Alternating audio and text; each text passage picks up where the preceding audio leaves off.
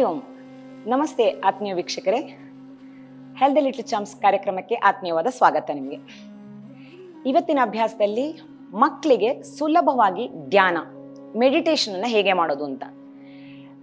ತುಂಬಾ ಕಾಂಪ್ಲಿಕೇಶನ್ ಆಗಿ ಮಕ್ಕಳಿಗೆ ಫಾರ್ಮ್ ಡೈಮೆನ್ಷನ್ ಅಲ್ಲಿ ಮಾಡಿಸಿ ಇದರಲ್ಲಿ ಮಾಡಿಸಿ ಅಂದ್ರೆ ಬಹಳ ಕಷ್ಟ ಆಗುತ್ತೆ ಅವ್ರನ್ನ ಕೂರಿಸೋದು, ಅವ್ರನ್ನ ಹಿಡಿದಿಡೋದೇ ಬಹಳ ಕಷ್ಟ. ಅಂಥದ್ರಲ್ಲಿ ಧ್ಯಾನಕ್ಕೆ ಕೂರಿಸ್ಬೇಕು ಅಂದಾಗ ಹೇಗೆ ಅವರಿಗೆ ಸುಲಭವಾಗಿ ಧ್ಯಾನವನ್ನ ಮಾಡಿಸ್ಬಹುದು? ಬಹಳ ಸುಲಭ ಅಂದ್ರೆ ಉಸಿರಾಟದ ಮೇಲೆ ಗಮನವನ್ನು ಇಟ್ಕೊಂಡು ಮಾಡುವಂತಹ ಧ್ಯಾನ. ಇದಕ್ಕೆ ಆನಾಪಾನ ಧ್ಯಾನ ಅಥವಾ ಆನಾಪಾನ ಮೆಡಿಟೇಷನ್ ಅಂತ ಕರಿತೀವಿ. ಸೊ ಅದನ್ನ ಸಿಂಪಲ್ ಆಗಿ, ಅದು ಇನ್ನೂ ಹೈಯರ್ ಡೈಮೆನ್ಷನ್ ಅಲ್ಲಿ ಮಾಡಬಹುದು ದೊಡ್ಡವರಿಗೆ, ಬಟ್ ನಾವು ಅದನ್ನ ಸಿಂಪಲ್ ಆಗಿ ಮಕ್ಕಳಿಗೆ ಹೇಗೆ ಮಾಡಿಸಬಹುದು ಅನ್ನೋದನ್ನ ನಾವು ಇವತ್ತಿನ ಸಂಚಿಕೆಯಲ್ಲಿ ನೋಡ್ತೀವಿ. ಸೊ ಸರಳವಾಗಿ ಅವರು ಸುಖಾಸನ ಸ್ಥಿತಿಯಲ್ಲಿ ಧ್ಯಾನ ಮಾಡಬೇಕಾದ್ರೆ ಕೂತ್ಕೊಳ್ಳುವಂತ ಆಸನ ಯಾವಾಗ್ಲೂ ಆಸೀನರಾಗಿರುವಂತಹ ಸ್ಥಿತಿ ಅವರಿಗೆ ಕಂಫರ್ಟ್ ಇರಬೇಕು, ಸುಖವಾಗಿರ್ಬೇಕು. ನಾವು ವಜ್ರಾಸನ ಕೂತ್ರೆ ಒಳ್ಳೇದು ಅಂತ ಹೇಳಿ ವಜ್ರಾಸನ ಕೂತ್ರೆ ಕಾಲು ನೋವು ಬರ್ತಾ ಇದ್ರೆ ಅವ್ರ ಗಮನ ಎಲ್ಲ ಕಾಲ ಕಡೆಗೆ ಹರಿದೋಗುತ್ತೆ. ಹಾಗೆ ಮಾಡಿ ಪ್ರಯೋಜನ ಇಲ್ಲ. ಹಾಗಾಗಿ ಕಂಫರ್ಟೇಬಲ್ ಆಗಿ ಅವರು ಈಸಿ ಚೇರಲ್ಲಿ ಫಸ್ಟ್ ಕೂತ್ಕೋತಾರೆ ಅಂದ್ರೆ ಈಸಿ ಚೇರಲ್ಲೇ ಕೂರಿಸಿ ಮಾಡೋಣ. ಒಟ್ಟಿನಲ್ಲಿ ಅವ್ರನ್ನ ಹಿಡಿಯಕ್ಕೆ ಪ್ರಯತ್ನ ಮಾಡೋಣ. ಮೊದಲಿನ ಹಂತದಲ್ಲಿ ನಾವು ಸುಖಾಸನದಲ್ಲಿ ಅಂದ್ರೆ ಸುಖಾಸನದಲ್ಲಿ ಗೋಡೆಗೆ ಬೇಕಿದ್ರೆ ಹೊರ್ಕೊಂಡು ಕೂತ್ಕೋಬಹುದು. ಯಾಕಂದ್ರೆ ಬೆನ್ನು ಇದರಲ್ಲಿ ನೋಡಿ ಧ್ಯಾನದಲ್ಲಿ ಕಡ್ಡಾಯವಾಗಿ ನೇರ ಇರಬೇಕು. ಹಾಗಾಗಿ ಬೆನ್ನನ್ನ ನೇರ ಉಳಿಸ್ಕೊಳ್ಳುವಂತ ಯಾವ್ದಾದ್ರೂ ಸ್ಥಿತಿ ಸೂಕ್ತ ಆಗಿರುತ್ತೆ. ಕರಗಳಲ್ಲಿ ಯಾವ್ದಾದ್ರೂ ಒಂದು ಮುದ್ರೆ ಸುಲಭವಾಗಿ ಮಕ್ಕಳಿಗೆ ಅರ್ಥ ಆಗೋದು ಅಂದ್ರೆ ಚಿನ್ಮುದ್ರೆ. ಎರಡು ಬೆರಳಿನ ತುದಿಗಳು ಒಂದಕ್ಕೊಂದು ಸ್ಪರ್ಶ ಮಾಡಿ ಮೇಲ್ಮುಖವಾಗಿ ತೊಡೆಯ ಮಧ್ಯೆ, ಇದನ್ನ ಜ್ಞಾನ ಮುದ್ರೆ ಅಂತಾನೂ ಕರಿತೀವಿ. ಜ್ಞಾನಕ್ಕೆ ಕೂಡ ಒಳ್ಳೇದು ಈ ಮುದ್ರೆ. ಹಿಡ್ಕೊಂಡಿದೀವಿ ನಾವಿಲ್ಲಿ. ನಿಧಾನಕ್ಕೆ ಕಣ್ಣುಗಳನ್ನ ಮೊದಲಿಗೆ ಮುಚ್ಚಿ ಕೂತ್ಕೊಳ್ಳೋದನ್ನ ರೂಢಿ ಮಾಡ್ತಾ ಬರ್ಬೇಕು ಅವರಿಗೆ.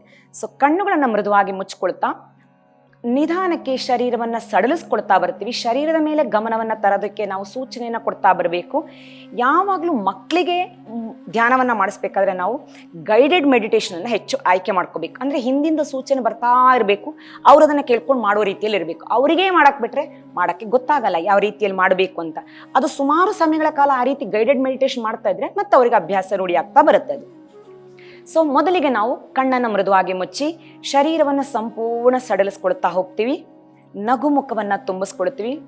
ಶರೀರ ಸಡಿಲಾಗಿದೆ ಅಂದ್ರೆ ತನ್ನಿಂತಾನೆ ನಗು ಅರಳಬೇಕು. ಮುಗುಳ್ನಗೆ ಮುಖದಲ್ಲಿ ಮಂದಹಾಸ ತುಂಬಿದ ಭಾವ, ಶಾಂತ ಚಿತ್ತ. ಇಲ್ಲಿ ಮೊದಲಿಗೆ ನಾವು ಗಮನವನ್ನ ಉಸಿರಿನ ಮೇಲೆ ಕೇಂದ್ರೀಕರಿಸಕ್ಕೆ ಹೇಳಬೇಕು.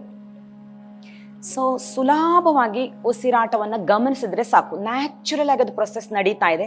ನಾವೇನು ಕಂಟ್ರೋಲ್ ಮಾಡೋದು ಬೇಡ, ಅದರ ಪಾಡಿಗೆ ಅದು ನಡೀಲಿ.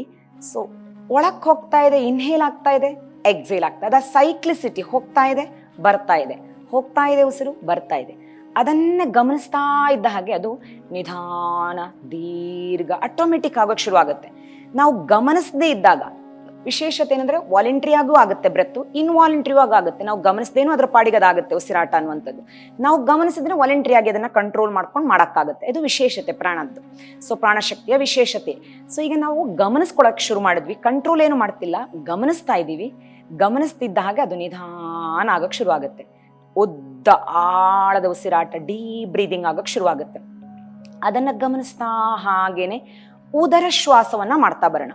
ಉದರ ಅಂದ್ರೆ ಅಬ್ಡಾಮಿನಲ್ ಏರಿಯಾ, ಹೊಟ್ಟೆಯ ಭಾಗದ ಉಸಿರಾಟ. ಇದು ಸುಮಾರು ಕಾಯಿಲೆಗಳಿಗೆ ಲಾಭವನ್ನು ಕೊಡುವಂತ ಅಭ್ಯಾಸ ಕೂಡ ಹೌದು. ಸೊ ಡೈಜೆಸ್ಟಿವ್ ಆರ್ಗಾನ್ಗಳನ್ನ ಚೆನ್ನಾಗಿ ಆಕ್ಟಿವ್ ಮಾಡುತ್ತೆ, ಜಠರಾಗ್ನಿಯನ್ನು ಹೆಚ್ಚು ಉತ್ಪತ್ತಿ ಮಾಡಕ್ಕೆ ಸಹಕಾರಿಯಾಗುತ್ತೆ. ಇನ್ಹೇಲ್ ಮಾಡ್ತಾ ಮಾಡ್ತಾ ಮಾಡ್ತಾ ಹೊಟ್ಟೆಯನ್ನ ಬಲ್ಜ್ ಮಾಡ್ತೀವಿ, ಉಬ್ಬಿಸ್ಕೊಳ್ತೀವಿ ಬಲೂನ್ ರೀತಿಯಲ್ಲಿ. ಮಕ್ಕಳಿಗೆ ಬಲೂನ್ ಹೇಳಿದ್ರೆ ಸುಲಭವಾಗಿ ಅರ್ಥ ಆಗುತ್ತೆ. ಬಲೂನ್ಗೆ ಹೇಗೆ ಗಾಳಿ ಹಾಕಿದಾಗ ಮುಂದಕ್ಕೆ ಬರುತ್ತೋ ಉಬ್ಬುತ್ತೋ ಹಾಗೆ ಹೊಟ್ಟೆ ಉಬ್ತಾ ಹೋಯ್ತು. ನಿಧಾನಕ್ಕೆ ಮಾಡ್ಬೇಕು ಅದು ಮಜಲನ್ನ. ಮೆಲ್ಲ ಬಲ್ಜ್ ಮಾಡ್ತಾ ಬರಬೇಕು ನಿಧಾನಕ್ಕೆ. ಎಕ್ಸೇಲ್ ಮಾಡ್ತಾ ನಿಧಾನಕ್ಕೆ ಬಲೂನಿಂದ ಗಾಳಿ ತೆಗೆದ್ರೆ ಹೇಗೆ ಅದು ಸುಕ್ಕು ಕಟ್ತಾ ಹೋಗುತ್ತೋ ಬಲೂನು, ಹಾಗೆ ಹೊಟ್ಟೆ ಒಳಕ್ಕೆ ಸುಕ್ಕ ಆಗ್ತಾ ಹೋಗ್ಬೇಕು.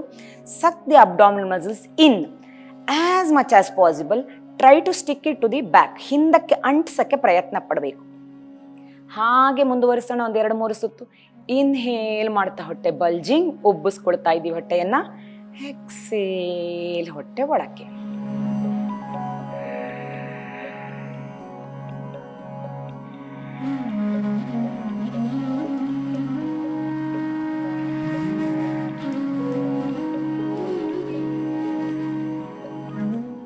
ಈಗ ಇದೇ ರೀತಿ ಮಾಡ್ತಾ ಮಾಡ್ತಾ ಉಸಿರಾಟದ ಕೌಂಟ್ ಅನ್ನ 4 ಕೌಂಟ್ ಇನ್ಹೇಲ್ ಮಾಡಿದ್ರೆ 8 ಕೌಂಟಿನಷ್ಟು ಎಕ್ಸೇಲ್. ಅಂದ್ರೆ ಎಕ್ಸೇಲ್ ಯಾವಾಗಲೂ ಡಬಲ್ ಇರಬೇಕು ಅಂತ ಲೆಕ್ಕ. ಇದು ಪ್ರಾಣಾಯಾಮದ ಸೂತ್ರ ಆಗಿರುತ್ತೆ. ಸೊ ಇನ್ಹೇಲ್ 4 ಕೌಂಟ್ನಷ್ಟು ಮಾಡಿ ಎಕ್ಸೇಲ್ ಇನ್ನಷ್ಟು ಡೀಪ್ ಆಗಿ, ಅಂದ್ರೆ ಟಾಕ್ಸಿನ್ ಅನ್ನ ಪೂರ್ತಿ ಹೊರಗೆ ಹಾಕ್ಬೇಕು. ಡಿಟಾಕ್ಸಿಫಿಕೇಶನ್ ಆಗ್ಬೇಕು ನಮ್ಮ ಬಾಡಿಯಿಂದ. ಟಾಕ್ಸಿನೇಟೆಡ್ ಏರ್ ಅನ್ನ, ಉಷ್ಣಾಂಶ ಹೊತ್ತಿರುವ ಉಸಿರನ್ನ ಹೊರಬಿಡೋಣ. ಚೆನ್ನಾಗಿ ದೀರ್ಘವಾಗಿ ಹೊರಬಿಡೋಣ. ಆಯಾಸ ಹೋಗುತ್ತೆ, ಒತ್ತಡ ಶರೀರದ ಸ್ಟಿಫ್ನೆಸ್ ಹೋಗುತ್ತೆ ಆ ರೀತಿ ಡೀಪ್ ಆಗಿ ಎಕ್ಸೇಲ್ ಮಾಡೋದ್ರಿಂದ.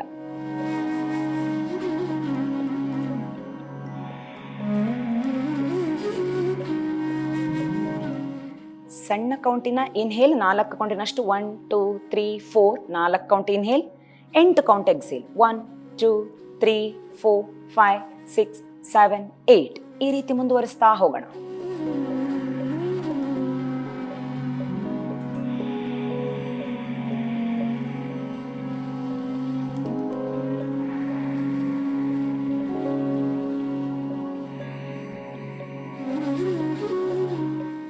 ಎಷ್ಟು ಹೊತ್ತು ನಮಗೆ ಮನಸ್ಸನ್ನು ಕೇಂದ್ರೀಕರಿಸಕ್ಕಾಗುತ್ತೆ ಉಸಿರಿನ ಮೇಲೆ ಅಷ್ಟು ಹೊತ್ತು ಕೇಂದ್ರೀಕರಿಸ್ತಾ ಹೋಗ್ಬೋದು.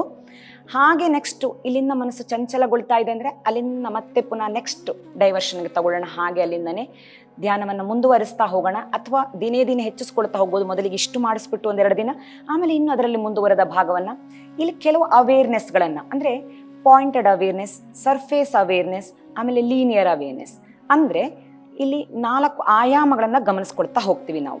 ಮೊದಲ ಆಯಾಮ ಪಾಯಿಂಟ್, ಕೆಲವೊಂದು ಬಿಂದುವನ್ನ ಗಮನಿಸೋದು.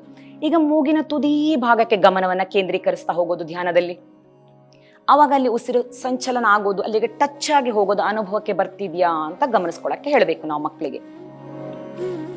ಮೂಗಿನ ತುದಿಯಲ್ಲೇ ಗಮನವನ್ನ ಕೇಂದ್ರೀಕರಿಸ್ತಾ ಉಸಿರಾಟ ನಡೆಸೋದು. ಆದಷ್ಟು ಸುಲಭವಾಗಿ ಮನಸ್ಸನ್ನು ಕೇಂದ್ರೀಕರಿಸಿ ಅಲ್ಲಿ ಅನುಭವಕ್ಕೆ ತಗೊಳ್ಳೋದು ಆಗಲ್ಲ, ಅಷ್ಟು ಸುಲಭ ಇಲ್ಲ ಮಕ್ಕಳಿಗೆ, ಕಷ್ಟ ಅನ್ನಿಸ್ಬೋದು. ಹೋಗ್ಲಿ, ಅದರ ನೆಕ್ಸ್ಟ್ ಲೆವೆಲ್ಗೆ ಹೋಗಿ ಇಳಿಯೋಣ ಒಂದು ಸ್ವಲ್ಪ ಕೆಳಕ್ಕೆ. ಸರ್ಫೇಸ್ ಅವೇರ್ನೆಸ್ ಅಂದರೆ ನಿಮ್ಮ ಮೂಗಿನ ಕೆಳಭಾಗ, ಮೇಲ್ತುಟಿಯ ಮೇಲ್ಭಾಗದ ಜಾಗ ಏನಿದೆ, ಆ ಮೀಸೆ ಬರುವ ಜಾಗ ಏನಿದೆ, ಆ ಜಾಗದಲ್ಲಿ ಮನಸ್ಸನ್ನು ಕೇಂದ್ರೀಕರಿಸಬೇಕು. ಅಷ್ಟೂ ಜಾಗಕ್ಕೆ ಅಲ್ಲಿ ಕೇಂದ್ರೀಕರಿಸಿದಾಗ ಇಲ್ಲಿ ಸುಲಭವಾಗಿ ನಮಗೆ ಉಸಿರಾಟದ ಅನುಭವ ಸಿಗುತ್ತೆ. ಬಿಸಿಯಾಗಿರುವ ಗಾಳಿ ಶರೀರದಿಂದ ಹೊರ ಹೋಗ್ತಾ ಇರತ್ತೆ, ಉಸಿರು. A warm air goes out from the body, the cool air enters the nostril. ಮೂಗನ್ನ ತಣ್ಣಗಿರುವ ಗಾಳಿ ಪ್ರವೇಶಿಸುತ್ತೆ. ಆ ಎರಡು ಬಿಸಿ ಮತ್ತೆ ತಣ್ಣಗಿನ ಅನುಭವ ಇಲ್ಲಿ ಆಗ್ತಾ ಹೋಗುತ್ತೆ ನಮಗೆ. ಅದು ಸುಲಭವಾಗಿ ಕಂಡ್ಕೊಳಕ್ಕಾಗುತ್ತೆ ಮಕ್ಕಳಿಗೆ. ಅದರ ಮೇಲೆ ಗಮನವನ್ನ ಕೇಂದ್ರೀಕರಿಸಕ್ಕೆ ಹೇಳ್ತಾ ಹೋಗೋಣ.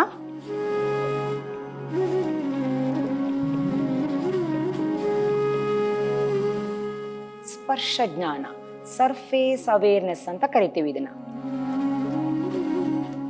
ಹೀಗೆ ಗಮನಿಸ್ತಾ ನೆಕ್ಸ್ಟ್ ಇದರಲ್ಲೇನೆ ಯಾವ ಮೂಗಿನಲ್ಲಿ ಉಸಿರಾಟ ನಡೀತಾ ಇದೆ ಅಂತ ಕಂಡ್ಕೊಳಕ್ ಹೇಳಬೇಕು. ಅಂದ್ರೆ ಡಾಮಿನೇಟಿಂಗ್ ಆಗಿ ಯಾವುದೋ ಒಂದು ಮೂಗಲ್ಲಿ ಉಸಿರಾಟ ನಡೀತಾ ಇರುತ್ತೆ. ನಮ್ಗೆ ನಾವು ಅಂದ್ಕೊಂಡಿರ್ತೀವಿ 2 ಮೂಗಿದೆ, 2 ಮೂಗಿನಲ್ಲಿ ಉಸಿರಾಟ ಎಟ್ ಎ ಟೈಮ್ ನಡೆಯುತ್ತೆ ಅಂತ. ಖಂಡಿತವಾಗ್ಲೂ ಇಲ್ಲ, ಯಾವುದೋ ಒಂದು ಮೂಗಿನಲ್ಲಿ ನಡೀತಾ ಇರುತ್ತೆ. ಅದು ಕಾಲಕ್ರಮೇಣ ಅಂದ್ರೆ 1-2 ಗಂಟೆಗಳಿಗೊಮ್ಮೆ, ಆರೋಗ್ಯವಂತ ಮನುಷ್ಯನಲ್ಲಿ ಸರಿಯಾಗಿ 2 ಗಂಟೆಗಳಿಗೊಮ್ಮೆ ಅದು ಬದಲಾವಣೆ ಆಗುತ್ತೆ.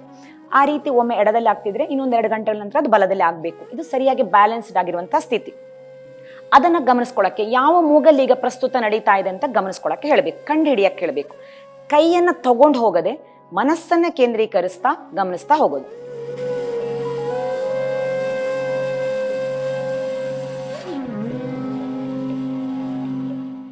ಡೀಪ್ ಆಗಿ ಗಮನಿಸ್ಕೊಳ್ತಾ ಹೋದಾಗ ನನಗೆ ನನ್ನ ಮೂಗಿನಲ್ಲಿ, ಬಲ ಮೂಗಿನಲ್ಲಿ ಉಸಿರಾಟ ನಡೀತಾ ಇರೋದು ಅನುಭವಕ್ಕೆ ಬರ್ತಾ ಇದೆ. ಆ ರೀತಿಯಲ್ಲಿ ನಿಮ್ಗೆ ಯಾವ್ದ್ರಲ್ಲಿ ಬರ್ತಿದೆ, ಅದು ಹೌದಾ ಸರಿನಾ ಅಂತ ಒಮ್ಮೆ ಕನ್ಫರ್ಮ್ ಮಾಡ್ಕೊಳಕ್ಕೆ ಕೈಯನ್ನು ಅಡ್ಡ ಇಟ್ಕೊಂಡು ಬೇಕಿದ್ರೆ ಮೊದಲ ಶುರುವಿನ ದಿನಗಳಲ್ಲಿ ನೋಡ್ಬೋದು. ಆದ್ರೆ ಮುಂದುವರೆದ ಧ್ಯಾನಗಳಲ್ಲಿ ಆ ರೀತಿ ನೋಡೋ ಹಾಗಿಲ್ಲ. ಕೈ ಚಲನೆ, ಶರೀರದ ಚಲನೆ ಇಲ್ಲ. ಹೌದು, ಖಚಿತವಾಗಿ ನನಗೆ ಬಲದಲ್ಲೇ ನಡೀತಾ ಇದೆ, ಅನುಭವಕ್ಕೆ ಸಿಗ್ತಾ ಇದೆ ಕೈಗೆ. ಅದಾದ ನಂತರ ಆ ಮೂಗನ್ನೇ ಕೇಂದ್ರೀಕರಿಸ್ಕೊಂಡು ಇನ್ನಷ್ಟು ಇಂಟೆನ್ಸಿವ್ ಆಗಿ ಫೋಕಸ್ ಅನ್ನ ತಗೊಳ್ತಾ ಹೋಗೋದು. ಆ ಮೂಗಿನ ಮೇಲೆ ಮಾತ್ರ ಗಮನ. ಬಲದಲ್ಲಿ ಆದ್ರೆ ಬಲದಲ್ಲಿ ನಡೀತಾ ಇರೋದ್ರಾದ್ರೆ ಅಲ್ಲಿ ಲೀನಿಯರ್ ಅವೇರ್ನೆಸ್. ಬ್ರೆತ್ ಒಳಕ್ಕೆ ಹತ್ತುತ್ತಾ ಇದೆ ಮೂಗಿನ ಮೂಲಕ, ವಾಪಸ್ ಡೌನಿಗೆ ಇಳಿತಾ ಇದೆ ಲೈನ್ ರೀತಿಯಲ್ಲಿ. ಮತ್ತೆ ಅಲ್ಲಿ 2 ಬ್ರಾಂಕೈಟ್ ಸ್ಪ್ಲಿಟ್ ಆಗ್ತಾ ಇದೆ, ಲಂಗ್ಸಿನ 2 ಭಾಗಕ್ಕೆ ಕವಲು ಹೊಡಿತಾ ಇದೆ.